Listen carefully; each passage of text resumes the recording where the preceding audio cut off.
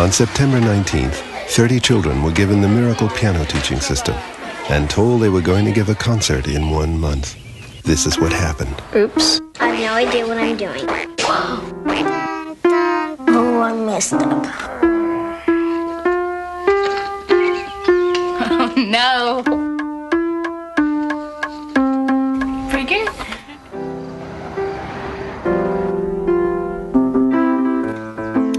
My mom had to unplug it sometime around 3 o'clock in the morning. When I'm on stage, I'm going to feel very nervous.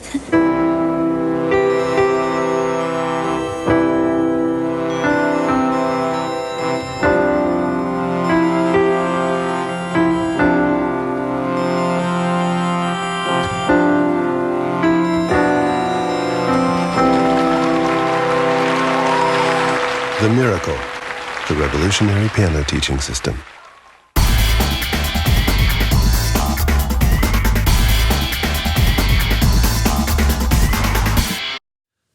Hello everyone, I'm Tyler, and welcome to another episode of Player One Start. So today I'm finally going to review the Miracle Piano Keyboard for the Nintendo Entertainment System.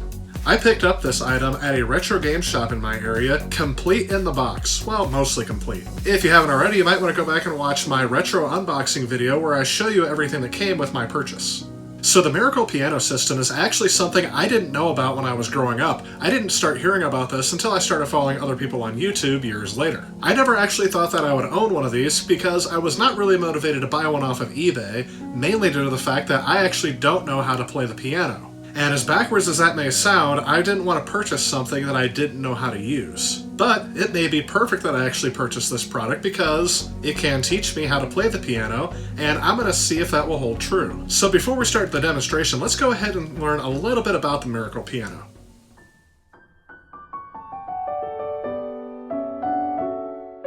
The Miracle Piano Teaching System is a MIDI keyboard/teaching tool created in 1990 by the Software Toolworks for the NES, Super Nintendo, Macintosh, Amiga, Sega Genesis, and PC. The Miracle system consisted of a keyboard, connecting cables, power supply, soft foot pedals, and either software on 3.5-inch floppies or standard licensed cartridges for the game consoles. After the keyboard was connected to a console or computer and the software was loaded, the user followed on-screen notes.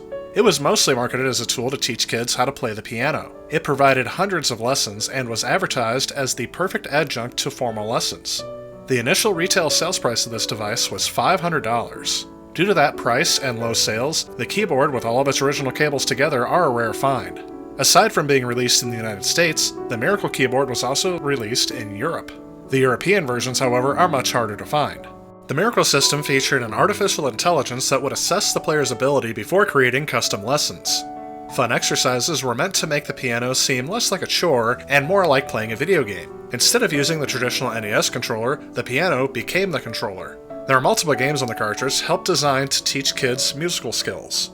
One game is called Robo-Man, where the player has to press the correct keys at the right time to create a bridge. If they miss, Robo-Man falls and the player loses. Another game is a duck hunting game. Again, the player has to press the correct keys that correspond with the position of the ducks on the musical staff to shoot them. The Computer Gaming World liked the Miracle system's games and graphics, describing them as not only entertaining and challenging, but they were also cleverly designed to reinforce the lessons. Although they gave this peripheral ultimately a good review, the magazine concluded, "Everything the Software Toolworks promises about the system is true, but there is still no substitute for parental involvement."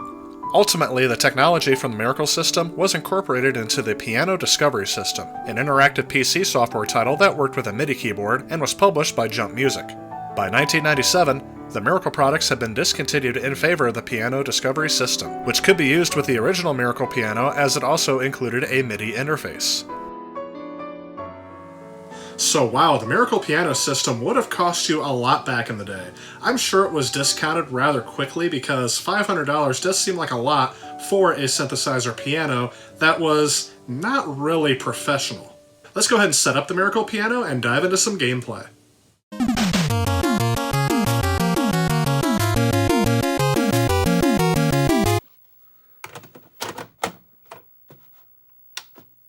We'll also need to set up the Miracle Piano keyboard here. From here you can see that the Miracle Piano has 49 keys total. 2 speakers on the top, which is important for producing almost all the sound we're going to hear in this video. It is important to note that all the sounds that this keyboard produces are samples. They are not computer-generated synthesis. There are 6 instruments to choose from. That is piano, vibraphone, harpsichord, electric piano, organ, and synthesizer, as well as 2 volume buttons right next to those. Overall, this unit is in great shape and does not need any restoration work. Looking at the back of the keyboard, you can see the MIDI in and out port, as well as the Miracle port, which is the port you will use to connect it to your Nintendo Entertainment System. Then you have the headphone jack, the audio left and right out jack, and then you have a foot pedal jack, which is used for the foot pedal attachment. The input switch is the power switch, and then of course you have 12 volts AC power. Alright, here's the cable I'm going to use to connect the Miracle port to the Nintendo Entertainment System. These are hard to come by. And here's the Miracle cartridge. And the power adapter, which again is a large brick. Here's the foot pedal, which I'm not going to use because none of the lessons I'm going to get to is going to require it. And this is the Miracle Piano Manual, which has all the lessons written out in it. Alright, let's get everything hooked up.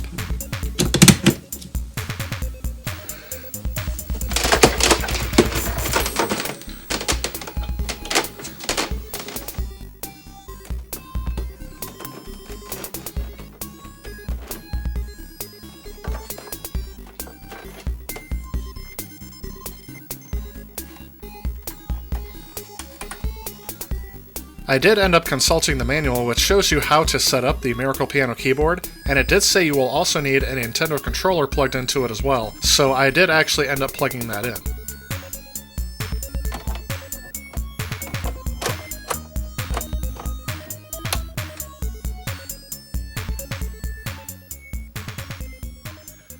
When you get to the title screen and you press start, the keyboard will actually start playing a little song. Let's go ahead and take a listen.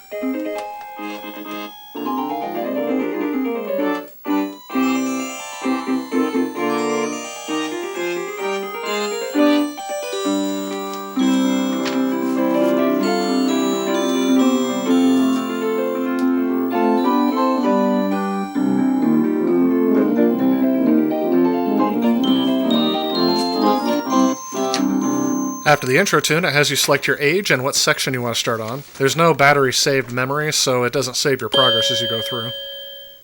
I just chose the first lesson, and this one it has you learn how to play by numbers instead of musical notes.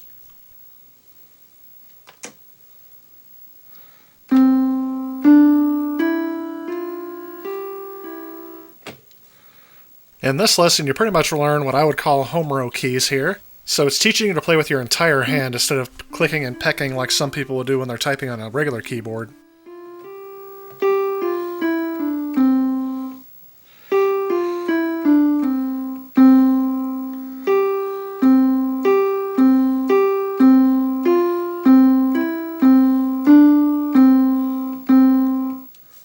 Alright, so my initial thoughts on the lessons is that they are a little bit generic, and they start you off at a very base level. I'm sure that you can skip ahead through this, but I just wanted to go through the cartridge and see what the cartridge is actually like. So next it has you play notes in a sequence based on the timing. The Nintendo actually makes the beeping sound, not the keyboard in this one.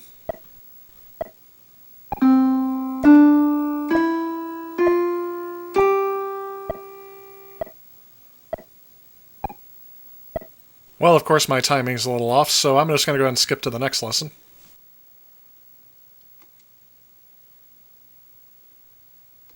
And here we have our first Roboman game.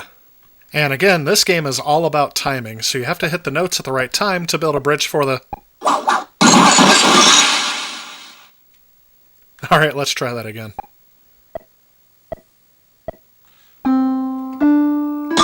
There, that's better.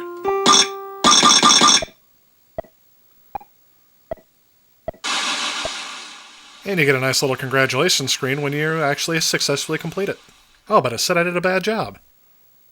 Unfortunately, I don't think the game's held my interest, and I really did find that the computer tutor is very unforgiving on you. And there were several times where I actually had to go back and repeat parts of the lesson because, again, I'm not that good. Alright, so rather than have you watch me fail a whole bunch of times, I'm going to go ahead and show you my best performance that I had with the tutor on this keyboard. And this is the song they have the kids play in the commercial.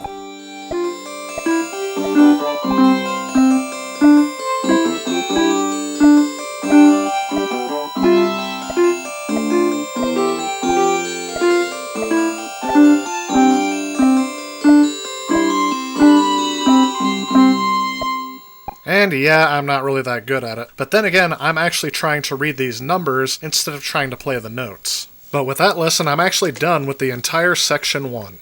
So this is as far as I got through the cartridge. I decided to go ahead and actually go online and see if I could learn how to play the piano just by watching others play. And there are many fantastic videos out there that just show you how to play certain songs on the piano. And I added the word easy onto it, and I found a ton of results. So here are a couple of songs I learned how to play outside of this cartridge.